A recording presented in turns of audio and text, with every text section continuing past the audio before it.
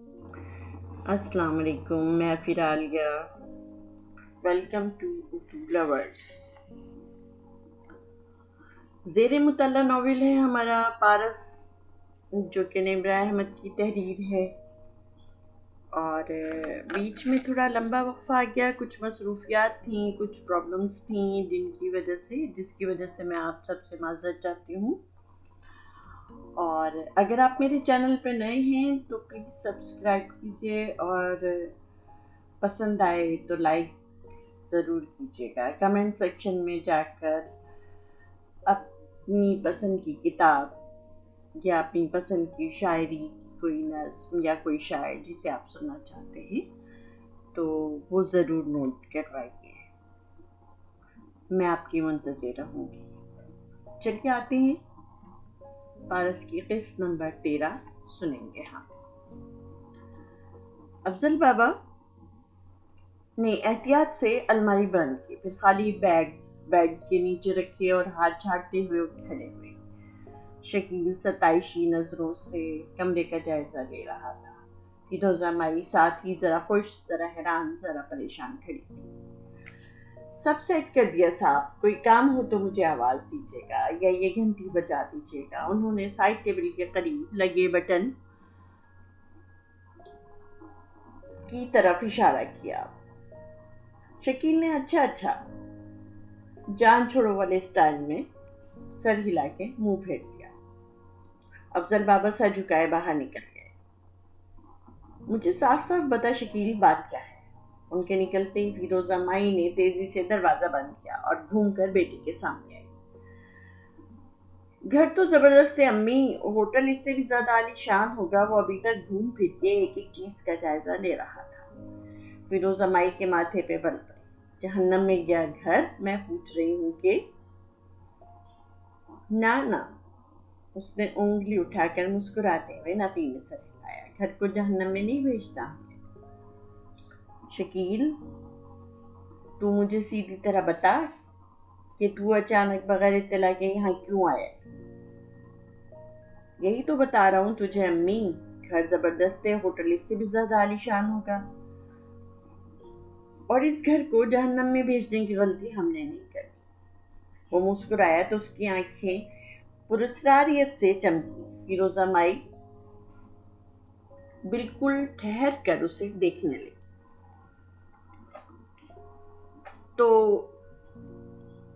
تو گھر اور ہوٹل کے لیے آیا ہے، میرے لیے نہیں؟ فیروزہ مائی کو جیسے صدمہ ہوا۔ لے، یہ سب تیرے لیے ہی تو کر رہا ہوں۔ تو ادھر میرے ساتھ عیش کرے گی، میں اکیلا تھوڑی رہوں گا یہاں۔ وہ بیڈ کی ایک طرف بیٹھا۔ فیروزہ مائی تیزی سے اس کے ساتھ آ بیٹھی۔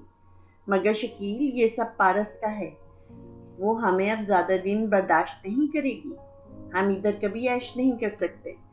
کمرے میں اندھیرا تھا، ٹیبل لیمپ کی زرد روشنی نے ماحول کو عجیب شکل دے رکھی تھی۔ ایسے میں ان دونوں کی دھیمی سرگوشیوں میں کی جانے والی باتیں جیسے آدھی رات میں آسمانوں سے ارواح خبیثہ بڑبڑاتی ہوئی اپنے پر پھیلائے زمین پر اتر رہی۔ یہ سب کچھ بہت جلد ہمارا ہو جائے گا امی، اگر تو میرا ساتھ دے، وہ بھی دھیمی آواز میں بولا۔ سامنے دیوار پہ زرد روشنی میں دونوں کے سائے گر رہے تھے۔ ماحول کی ہیبت ناکی میں مزید اضافہ ہو رہا تھا۔ تجھے لگتا ہے وہ ناگن یہ سب کچھ ہمارے نام کر دے گی؟ وہ تو پاگل ہے۔ اگر تجھے لگتا ہے کہ اسے ڈرا دھمکا کر، کن پٹی پہ پستول تان کر بھی تو اس سے کاغذات دستخط کروا لے گا تو یہ تیری بھول ہے۔ وہ کبھی بھی ہمیں کچھ نہیں دے گی شکیل۔ فیروزہ مائی کو اس کی احمقانہ سوچ پر تعجب بھی ہوا اور افسوس بھی۔ تیری نزدیک کی نظر واقعی کمزور ہے امی، تجھے سامنے کی بات کیوں نہیں نظر آتی؟ ہمیں پارو سے کچھ سائن نہیں کرانا، ہمیں بس ایک بات یاد رکھنی ہے کہ پارو کے واحد رشتہ دار ہم ہیں، تو اس کی ماں ہے اور میں اس کا بھائی۔ شکیل ابھی تک مسکرا رہا تھا۔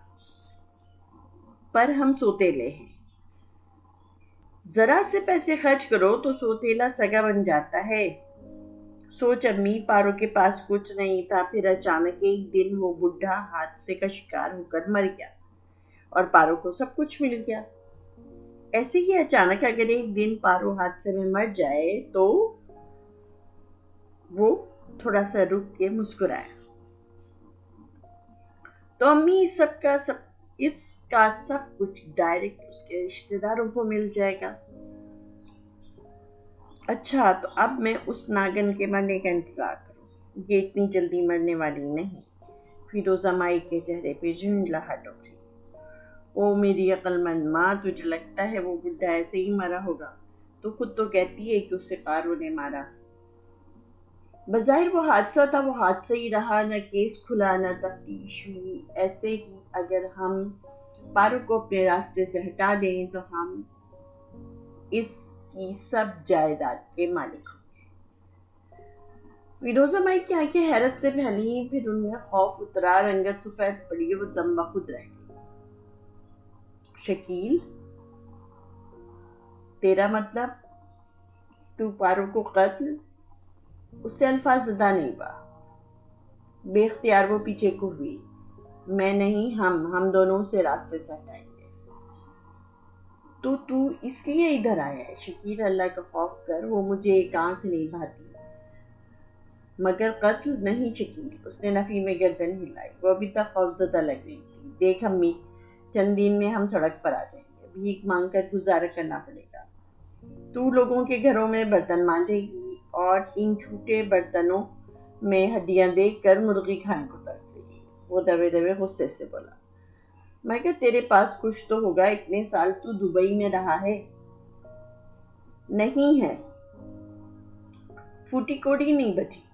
सारा सरमाया डूब गया मेरे पास। उसके सिवा कोई चारा नहीं कि पारो से जबरदस्ती अपना हक छीनूं। देख अम्मी, सारी गलती उसकी अपनी है। अगर उसने सीधे तरीके से हमें हमारा हक दिया होता तो हम ये ना करते।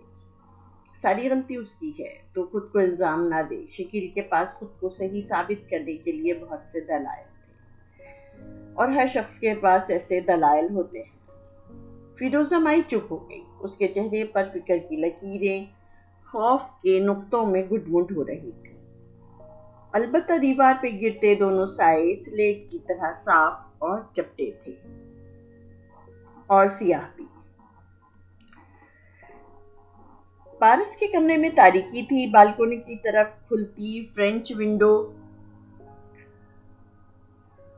के आगे पर्दे लटके हुए थे, सो चांद की रोशनी छन छन के आ रही थी। वो वहीं कुर्सी डाले, फोन कान से लगाए, सर हिलाते हुए कह रही थी, मैंने आपकी पूरी बात सुने बगैर फोन रख दिया था। मैं समझी सवेरा होगी, मगर वो शकील था। शकील, वो दुबई से क्यों आया? खैरियत? तनवीर साहब को तशवीश गुजरी। पारस ने गहरी सांस खारिज की। खैरियत होती तो ना आता, उसे पैसे चाहिए। मगर ये वाहिद वजह नहीं होगी। वो बगैर किसी बड़े मकसद के सब कुछ छोड़ छाड़ के इधर नहीं आ सकता।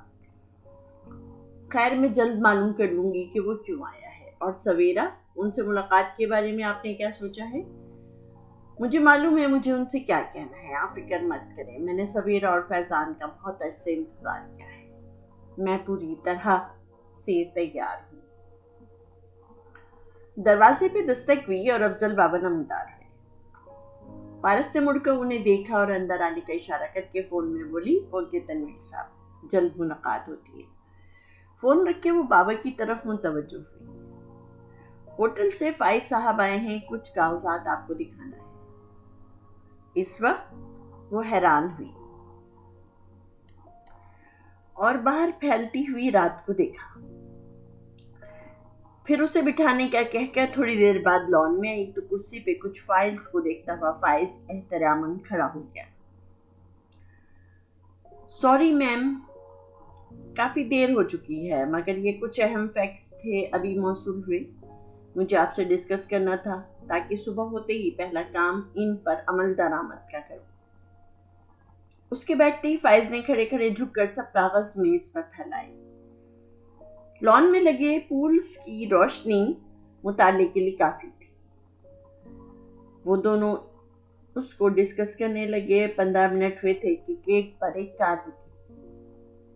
دروازے کھلنے اور بند ہونے کی آواز پر پارس نے سر اٹھا کر دیکھا مگر اٹھی نہیں. اس کے عقب میں کھڑے فائز کے چہرے پہ ہلکی سی مسکراہٹ در آئی. پہلے تنویر صاحب آتے دکھائی دیے. پارس کو دیکھتے ہوئے انہوں نے ہولے سے سر کو جنبش دی. پارس نے سمجھنے والے انداز میں سر ہلایا.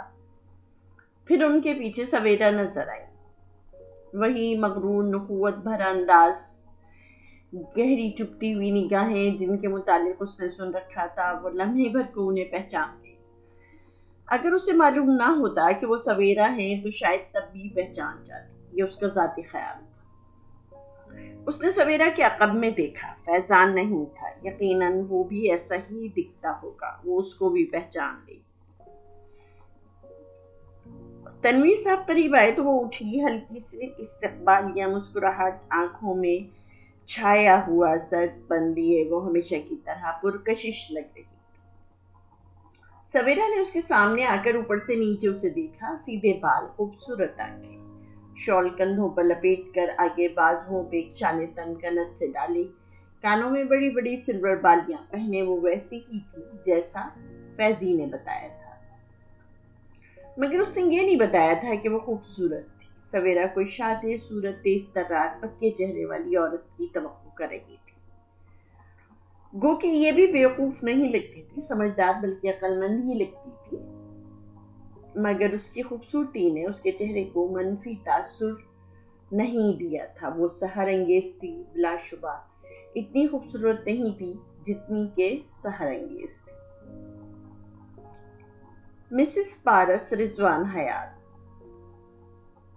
مسز سویرا اسجد. تنویر صاحب نے آمنے سامنے کھڑی دونوں خواتین کا تعارف کرایا. دونوں ان کی طرف متوجہ ہوئے بغیر ایک دوسرے کی آنکھوں میں دیکھتی رہیں. سویرا کی نگاہوں میں چبھن تھی جبکہ پارس کی آنکھیں سرد مسکراہٹ سے لبریز تھیں. ویلکم مسز اسجد، مجھے خوشی ہے کہ 6.5 ماہ میں آپ کو یہ گھر مل ہی گیا. پارس کے لبوں سے الفاظ نکلے ہی تھے کہ تنویر صاحب نے حیرت اور گڑبڑاہٹ سے اسے دیکھا، جیسے انہیں اس کے پہلے ہی فقرے میں سویرا کے اب تک یہاں نہ آنے پر ہوٹ کرنے کی توقع نہیں تھی. جی آپ نے تو اس گھر کو بہت چھپا کے رکھا تھا مگر ہم نے ڈھونڈ ہی لیا. وہ بھی مسکرائیں. ویسے گھر اچھا ہے آپ کا، البتہ مجھے سمجھ میں نہیں آئی کہ مری میں ہمارا گھر ہونے کے باوجود بھائی جی نے آپ کو علیحدہ گھر لے کر کے کیوں دیا. پارس دھیرے سے ہنسی. فائز نے بے اختیار اسے دیکھا. وہ بہت کم ہنستی تھی، یا شاید چند ایک باری ہنسی ہوگی. اصل میں رضوان صاحب جب بھی اپنے لیے گھر بناتے اس پر لوگ قبضہ کر لیتے تھے، سو انہوں نے چھپا کر گھر لیا تاکہ کسی کو پتا نہ چلے اور کوئی اس کو نگلنے کی کوشش نہ کرے. اور یہ گھر. ساتھ ہی پارس نے پلٹ کر گھر کو دیکھا. فائز کی طرف اس کا چہرہ ہوا تو اس نے احتراماً سا جھکا دیا، مگر پارس بنگلے کو ہی دیکھ رہی تھی. یہ گھر مجھے بہت پسند تھا، انہوں نے شادی کی گفٹ کے طور پر مجھے دیا تھا. وہ گردن موڑ کر بنگلے کو دیکھ رہی تھی. بنگلہ تاریکی میں مصنوعی روشنیوں سے جگمگا رہا تھا. پھر ایک دم سے وہ مڑ کر سیدھی ہو گئی اور وہ کھڑی سے بیٹھی نظر آنے لگی. بال بن گئے، تاریکی روشنی میں بدل گئی. بنگلے کے فرنٹ کی بجائے اس کے سامنے بنگلے کی بیک سائڈ آ گئی. وہ جنگل کے سرے پر درختوں کے بیچ پتھر پر بیٹھی تھی، گھٹنوں کے گرد بازوؤں کا حلقہ بنائے. وہ اس بنگلے کو دیکھ رہی تھی جو سامنے ذرا دور نظر آ رہا تھا، یوں جیسے آبادی سے دور کسی جنت میں خوبصورت سا مسکن ہو. آپ نے بتایا نہیں آپ کی والدہ نے کیا کہا. عقب میں آتی آواز پر ڈر کے وہ ایک دم سے اٹھی. پیچھے رضوان کھڑے تھے، ہمیشہ کی طرح باوقار، پورے اعتماد اور مہربان. انہیں دیکھ کر اس کی سانس رکی اور پھر लम्हे भर को उसने अपने आप को ठीक किया, अपनी सांस बहाल की, मगर फिर फौरन ही उनका रोग उसके ऊपर दोबारा छाने लगा। सॉरी सर, मुझे पता नहीं चला आप कब आए। जब आप वॉक पर गई हुई थी,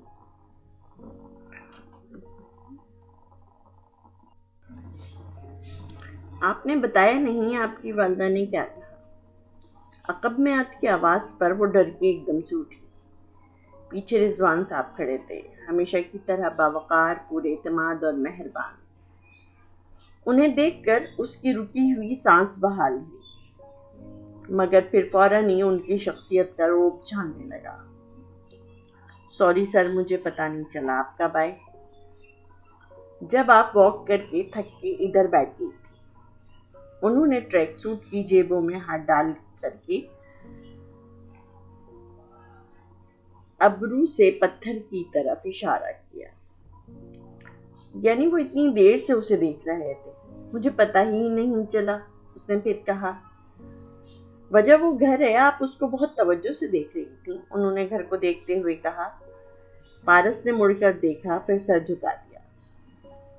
मैं रोज इस जंगल में वॉक करती हूँ, मुझे नहीं मालूम था इसके इख्तिताम पर किसी का घर भी होगा। ये इस घर की बैक है, इसका फ्रंट डोर मेन रोड पर है।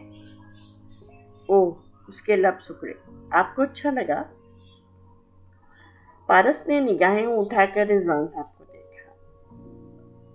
सर, मुझे घर बनाने की ख्वाहिश नहीं। क्यों? ये मायूस कुन रवैया हमारी रिसेप्शनिस्ट पर सूट नहीं करता। उन्होंने शाकीन नजरों से उसे देखते हुए नफी में सर हिलाया, फिर पत्थर पर बैठ गए, साथ ही दूसरे पत्थर की तरफ इशारा किया। पारस ने देखा वो उस पत्थर पे नहीं बैठे थे जिस पे वो पहले बैठी थी। उन्होंने उसकी जगह उसके लिए संभाल के रखी थी। अभी ड्यूटी टाइम नहीं है सर, अभी मैं आपकी रिसेप्शनिस्ट नहीं हूं। वो गहरी सांस लेते हुए बैठी। ये मेरी बात का जवाब नहीं है पारस। सर, मुझे मालूम है मेरी अम्मी मेरी शादी कभी नहीं करेंगी। मैं उनका कमाने वाला बेटा हूं, वो मुझे कभी भी खोना नहीं चाहेंगी। कम से कम 1-1.5 साल तो आप अपनी तनख्वाह महफूज कर सकती हैं। क्या आपने उनसे कहा जो मैंने कहने के लिए कहा था?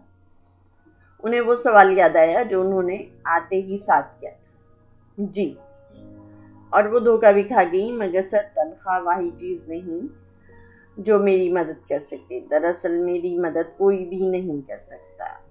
मैं एक नाकाम इंसान हूँ, बुज़दिल और नाकाम। इसलिए मैंने खुद को वक्त के धारे पे छोड़ दिया है। वो सामने दरख्तों के साए में खड़े खूबसूरत घर को देखते हुए कह रही थी। सुरमई पत्थरों वाला घर, सरसब्ज दरख्त, नीला आसमान, कुदरत का बेहतरीन कलर कॉम्बिनेशन। हर एक्सप्लॉइट होने वाला शख्स यही कहता है पारस। आपको लोग इस्तेमाल तब करते हैं जब आप उनको इजाजत देते हैं। अगर आप खुद जरा से मजबूत बन जाएं तो आपको कोई इस्तेमाल नहीं कर सकता। पारस ने उदास मुस्कुराहट के साथ उनकी तरफ देखा। वो धीमी अपनायत भरी मुस्कुराहट के साथ उसे ही देख रहे थे। ये वो शख्स कह रहा है जो खुद रोज एक्सप्लॉइट होता है। मेरी उम्र गुजर चुकी है, मैं आज या कल मर जाऊंगा, मगर आपके पास पूरी जिंदगी पड़ी है। सर, आप मुझे मजबूत बनने का दर्स देते हैं, मगर जिस दिन आप खुद मजबूत बनेंगे उस दिन मैं भी बन जाऊंगी। अब वो कदरे आरामदेह अंदाज में बोल रही थी। वैसे मुझे अभी तक यकीन नहीं आया कि आपका कोई इस्तेमाल भी कर सकता है। वो हल्के से हंसे, हंसते हुए बहुत अच्छे लगते थे। दिल में एहतराम पैदा होता, अपनायत सी होने लगती। पारस, मैंने अभी तक शादी नहीं की, जानती हैं क्यों? पारस की आंखें हैरत से फैली। ओह, मैं समझी आपके बच्चे मुझसे बड़े होंगे। अभी आप मेरी रिसेप्शनिस्ट नहीं है, इसका ये मतलब नहीं कि आप मुझे बुरा कहें। वो पुरलुत्फ अंदाज में बोले, वो बेसाख्ता हंसती। मेरी बहन ने मेरी शादी कभी नहीं होने दी। 9 उम्री में एक मंगनी हुई थी कजन से, फिर अचानक खत्म हो गई। जानता हूँ कि सवेरा नए खानदान में कुछ बातें करके रिश्ता तोड़वाया था, मगर उस वक्त मैं नौजवान था, स्ट्रगल कर रहा था, मुझे परवाह नहीं थी। 30 से ऊपर का हुआ तो शादी का सोचा, बहुत जगह रिश्ते की कोशिश की, मगर हर मर्तबा बात खत्म हो जाती। फिर एक दोस्त की बहन थी निदा, बहुत अच्छी लड़की, वो रिश्ता हो गया, इसलिए कि दोस्त से खुद बात कर ली मैंने।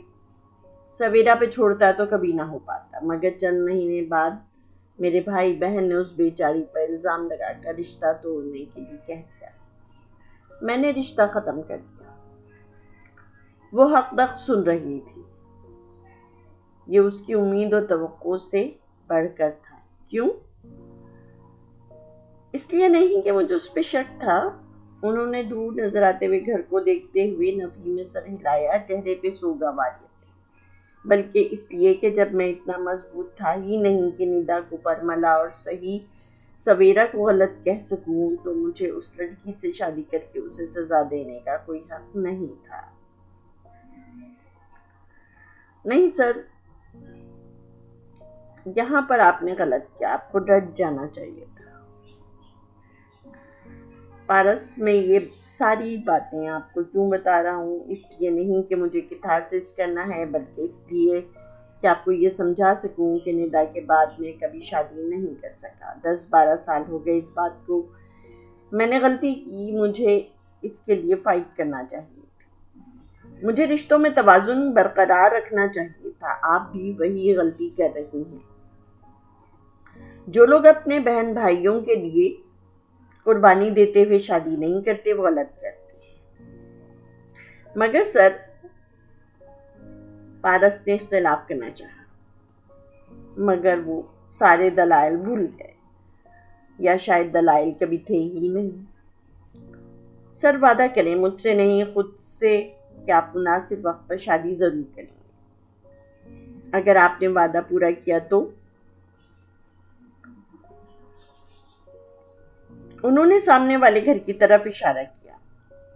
और अगर आपने सही वक्त पर शादी की तो मैं आपको शादी के गिफ्ट के तौर पर ये घर दे दूंगा। ये आपका है? वो हैरान हुई। नहीं, मगर इसके फ्रंट पे बराए फरोख्त का इश्तिहार जरूर लगा है।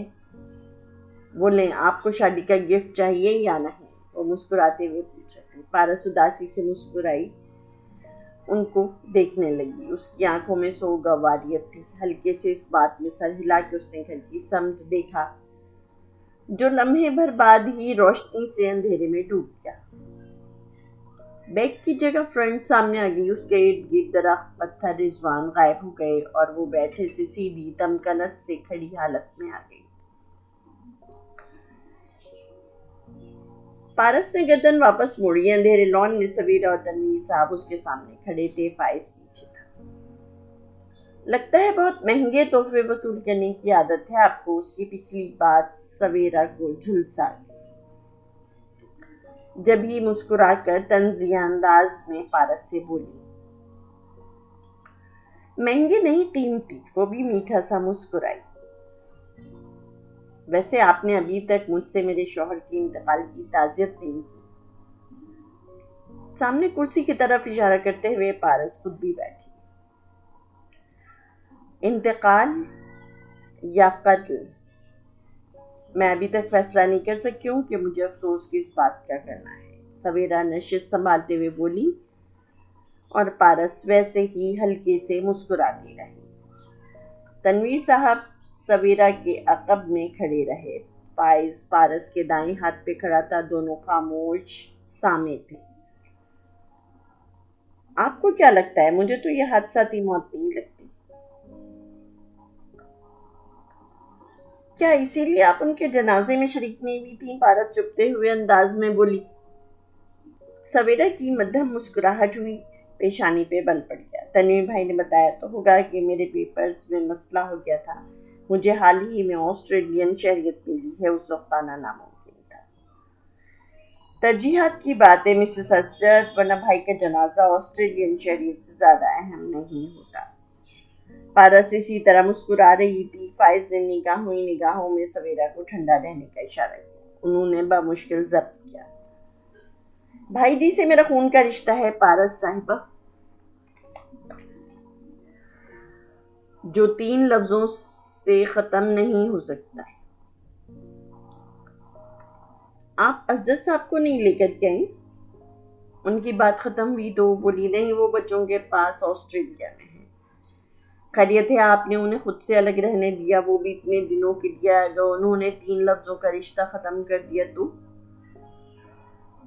ہمارا رشتہ اتنا کمزور نہیں۔ فائز کی بار بار تنبیہ کے باوجود سویرا ضبط ہو بیٹھی، غصے سے بولی۔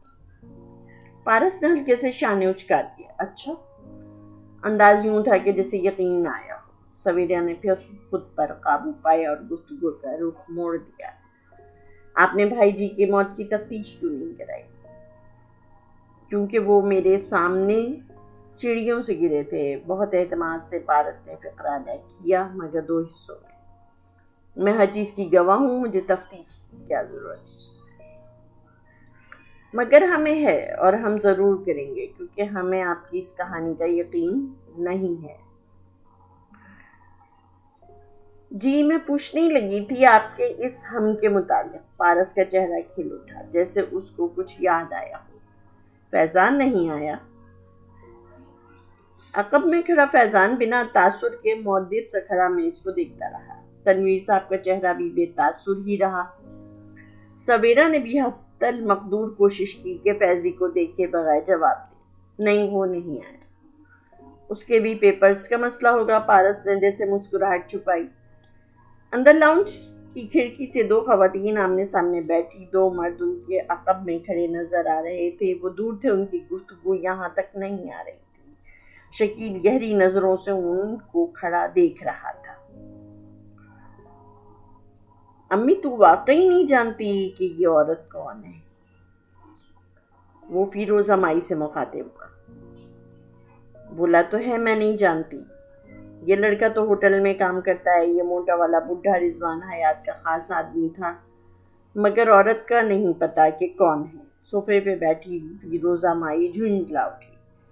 شکیل جواب دینے کے لیے مڑا تو ٹرالی کو سیٹ کر باہر لے جاتے ہوئے افضل بابا کو دیکھا۔ اے بابا جی، اس نے نخوت سے پکارا۔ جی صاحب۔ افضل بابا رک کے اسے دیکھنے لگے۔ یہ باہر کون آیا ہے؟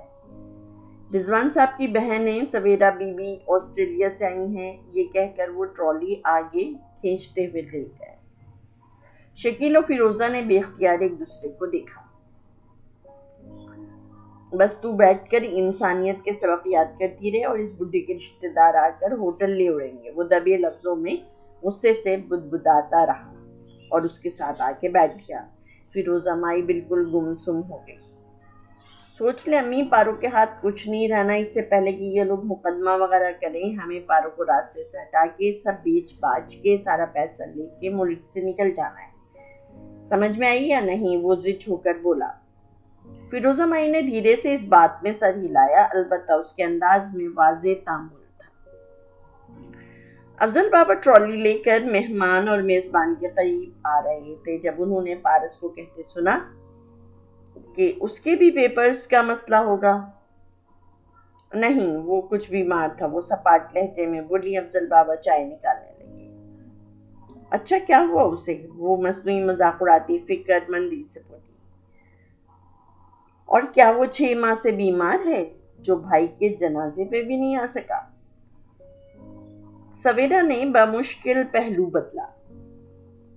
وہ ضبط نہیں کر پا رہی تھی اور فیضان مسلسل ان کو نگاہوں میں چپ رہنے کا اشارہ کر رہا تھا۔